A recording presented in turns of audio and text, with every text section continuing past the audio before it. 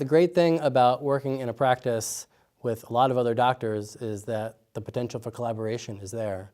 So if someone has a different need that we better suited somewhere else, we can do that. Or we get a lot of tough cases. We get people that come in who have been through the medical system, medical mysteries where no one can determine a diagnosis, or they've been put on a lot of medications that make them feel really terrible. So a lot of tough nuts to crack, and having a lot of doctors in an office to be able to bounce ideas off of and work with that sort of hive mentality, that hive mind, it really serves the patients that we treat. My name is Nick Edgerton, and I am a naturopathic physician as well as a licensed acupuncturist. During my time in undergraduate studies, I was looking into possible medical schools, and I was on a path of DO medical school, and then I heard about naturopathy and naturopathic medicine opportunities, and ultimately I went that route because the more I looked into that and the more I learned about that, the more fascinated I became with it. And ultimately I felt kind of robbed that it wasn't until I was 21 years old in undergraduate hearing about naturopathic medicine, and I really think it should be something that everybody has access to. Just the idea that you didn't necessarily have to jump to a pharmaceutical or surgery or something like that, but there's alternative options out there. There's botanical medicines, nutritional changes that can make profound effects within the human physiology. So acupuncture is a treatment modality that's a part of traditional Chinese medicine, which I'll refer to as TCM from here on out. TCM is an ancient medical system. It dates back about 4,000 years plus. Acupuncture is one aspect of TCM. There's also Chinese botanical medicine, Qigong and Tai Chi, as well as Chinese medical massage. What the acupuncture character in Chinese, in the language, it actually stands for depression. So there are little spots that you can palpate on the body that tend to be almost like holes in the fascia or the flesh, and the point goes in there, it stimulates qi, which is loosely translated to life force or life energy, and that's really the basis of Chinese philosophy or acupuncture philosophy. What acupuncture does is it doesn't really push the body in any specific direction, one way or the other. It focuses on balance and harmonizing the body. We look at the conventional medical system, which tends to push the body in a unidirectional direction. So there's over 400 points on the body. Some would even say over 1,000 based on some of the new modern points they're finding. The list of what acupuncture treats is quite extensive. True TCM philosophy would state that it can benefit pretty much any symptom or complaint. However, what we're seeing is that the modern clinical studies, a lot of them coming out of the West Coast universities, are showing benefits of hypertension, insomnia, as well as plantar fasciitis, low back pain, headaches. Headaches are tough because they're hormonally related for a lot of people. So seeing the person regularly throughout a cycle of these hormones is helpful. And then back pain, of course, it's going to be acute versus chronic. Did you hurt your back shoveling snow? Because we'll get you fixed up quickly and get you doing some exercises at home that relieve the pain. If it's spinal stenosis of the lumbar, chronic deterioration, then I'm not expecting that person to be healed by the acupuncture needle, but yet if I can get them to have pain relief 75% of the month, I think that's a pretty fair goal to start with. I'm confident to say acupuncture is highly effective. I would say the majority of patients are leaving immediately feeling some level of relief, whether it's back pain or anxiety, stress reduction. There's definitely a lot of patients that are referred to me by my colleagues because we have a collaborative medicine model, which, as somebody's focusing on nutraceutical supplements, nutrition, they might also want to have that person do some acupuncture to relieve their back pain, which will allow them to do more exercise and help further improve their total wellness. So the interesting side effects of acupuncture, feeling more relaxed, better digestion, better sleep, greater energy, all those good things. There is one potential side effect of bruising, however that's pretty rare. So it seems like there's more and more insurance policies that are aware of the therapeutic potential of acupuncture. So that's something that seems to be shifting in the current state of healthcare and insurance. as we're getting away from things like opioids, we're exploring things like physical therapy, yoga, acupuncture, chiropractic, and I think that's great because it ultimately allows the patients to feel better without a dependence on medication. If you're not content with your current state of health, if that's on pain medications or whatever it is that's stabilizing you, I think it's worth a shot. It's a medical system that, again, has been around for several thousands of years. It's got a very safe profile, and it's something that a lot of people haven't tried, so it's some good discussion for the holiday dinners.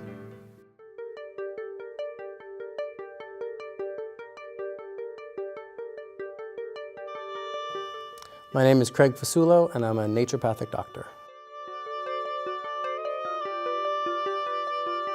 I got into medicine in a roundabout sort of way. I was never that person that had the eye on the prize the whole time. I did my undergraduate in resource ecology and resource management, learned a lot of what I didn't want to do in life, but fell into botany and plants, a lot of biology.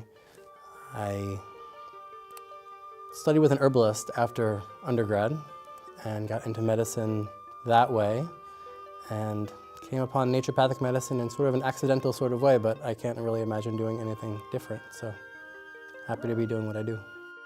So people hear naturopathic medicine and they hear nature, so on the face of it, we're natural medicine doctors.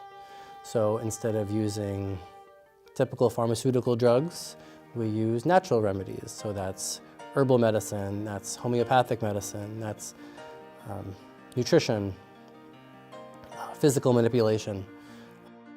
Naturopathic medicine really takes from a lot of different traditional medicines. A lot of it is European-based. The Germans did a lot of natural remedies, and the old naturopaths came from the sort of German area. But there are aspects of naturopathic medicine that come from the Ayurvedic tradition in India, some that come from Native American here in the States, from different parts of the world, but it's more or less European in its foundation. Naturopathic medicine is more individual-based versus disease-based or treatment-based. So one of the most common things people come to see us for is being tired, fatigue. Maybe they've gone to their primary care doctor and they've run a couple tests and said, you're fine, and this person maybe doesn't feel fine. So 10 people come into my office for fatigue, they're probably going to get 10 different treatments because there's some reason why they're tired. And what I do is some detective work to seek out what that cause is for that individual person and then treat them accordingly. Treatment varies a lot too. For an acute symptom, like I have a cold or I cut myself or I strain my back, we're going to do acute treatment. That would include an anti-inflammatory medication to treat back pain. So if someone's taking a lot of Advil, for example, because their back hurts, there's some side effect, there's some risk to that that's going to tear up your stomach eventually. We've got some natural anti-inflammatories that don't have those side effects and still are very effective. As naturopathic doctors, we treat a wide range of conditions for a wide range of people, so newborns through the elderly. Kids respond really well to natural medicine, and creating balance in the body when someone is young reduces risk and tendency towards chronic disease later, which is really the goal of what I do. So a lot of people are hearing this term functional medicine. It's being thrown around a lot in the literature and in the media, and functional medicine essentially means that a doctor is trying to go deeper beyond the symptoms and look at the whole person and treat the individual. And it turns out that's exactly what naturopathic medicine has been doing for a long time. So we're, I think, inherently some of the first functional medicine doctors out there. Natural medicine in general is one of the most aggressively growing fields in medicine. People are looking for alternatives to take a pill and see you in a year. And so what happens is they end up at the vitamin store and picking something off the shelf. And the truth of it is that there's a lot out there, and side effects for natural remedies is a lot less, but still definitely exist. So it's certainly worthwhile to consult a professional and get an idea for what really is best for you. So a lot of people ask if they can see a naturopathic doctor and still see their primary care doctor. And the answer is absolutely yes. We're very collaborative in our approach. So your primary care doctor is essential if you need a prescription for your high blood pressure or your back pain or whatever it is. But there's some overlap as well.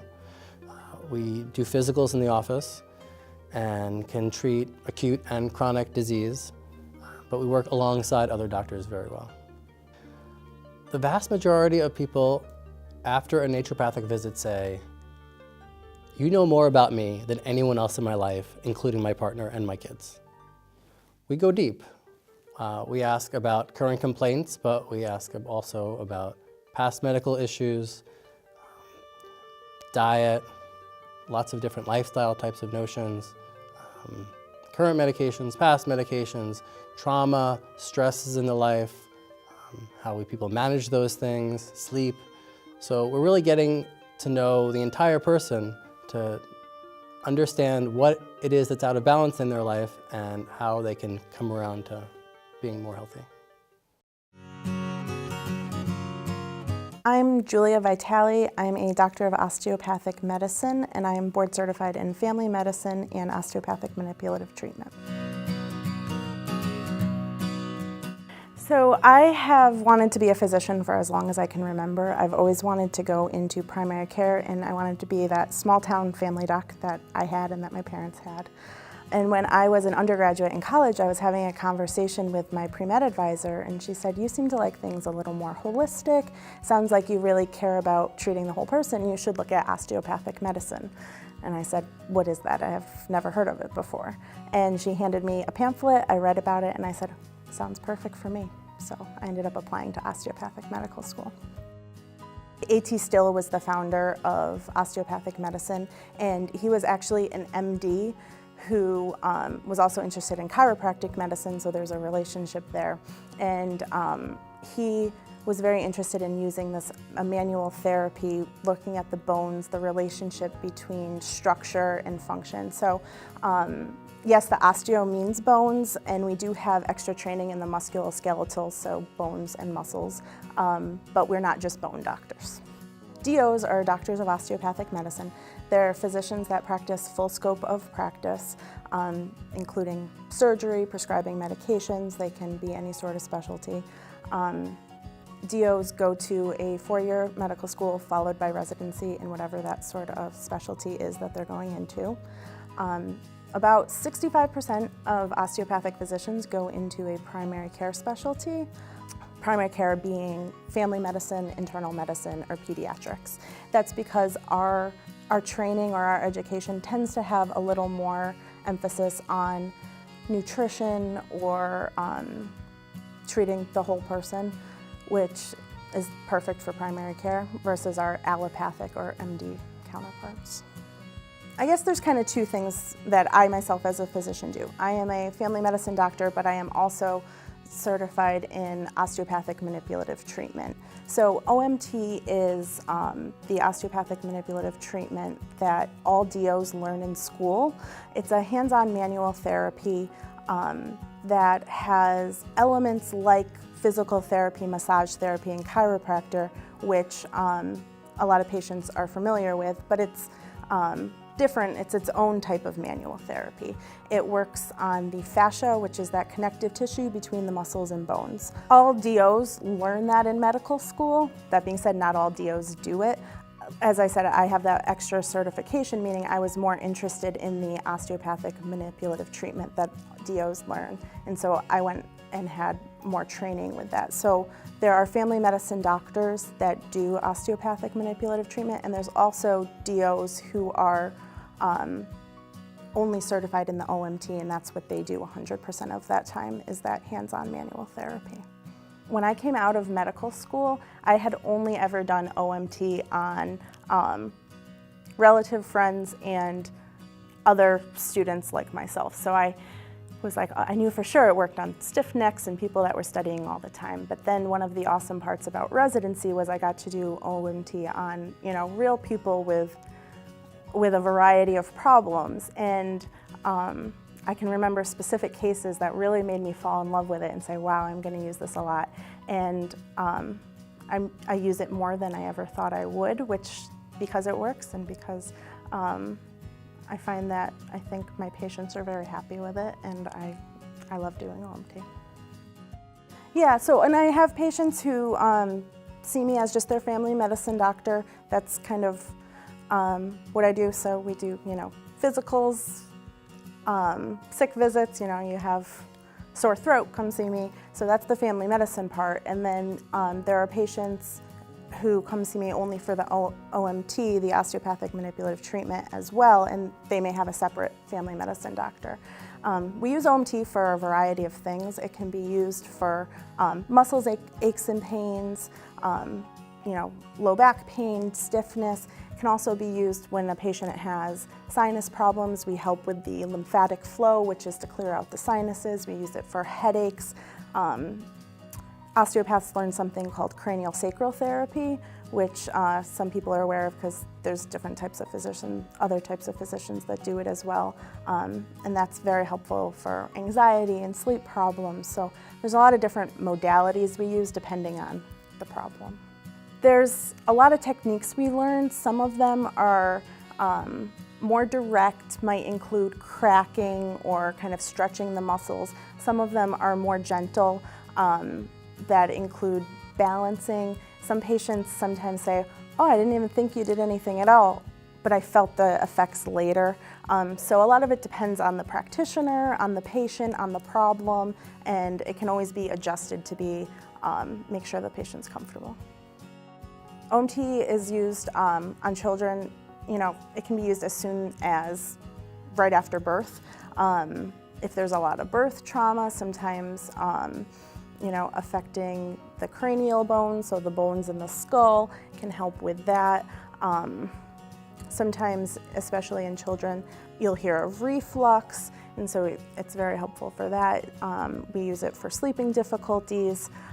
Local hospitals actually have consult teams where there are DOs who will come and consult on newborns or moms or sick patients in the hospital to have osteopathic manipulative treatment performed. I think that shows how gentle it is if you're using it on newborns or patients in the ICU. It must be a gentle modality, I think. One thing I think is important for people to know, because sometimes they see DO and they don't know what that is, or they think it's an OD, which is actually an eye doctor. And I'd really just like people to recognize that a DO is a doctor of osteopathic medicine, where we practice, in all 50 states in the United States. And oftentimes people see DOs and they don't even realize. They just say, oh, well, it's my doctor, which is good. But they don't realize that there are some differences in our training. And the difference really being that there's a little more holistic focus, and that we also learn this additional hands-on osteopathic manipulative treatment.